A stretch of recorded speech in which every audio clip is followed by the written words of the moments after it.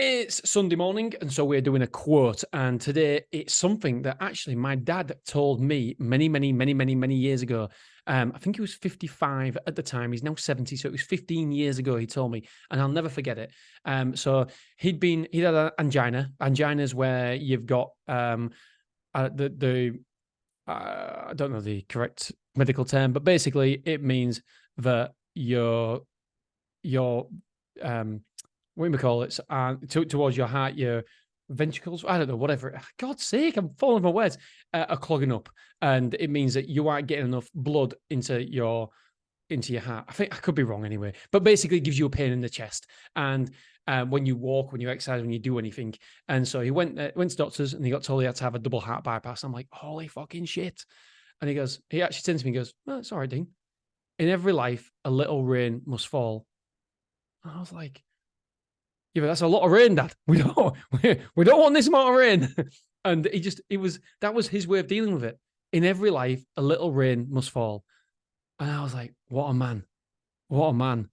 If that happened to me, I'd be like, oh no. Why me? And no, he was incredible. Proper manned up. And I know people don't like that saying, but tough shit. I love it. Manned up.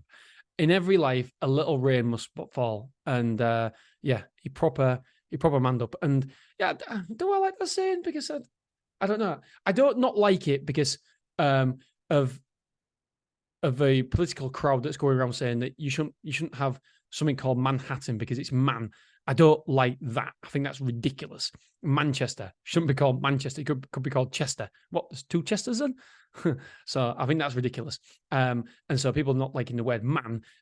But do I like my kids thinking that you've got to man up and be a man? I don't know. I know that's a debate for another time.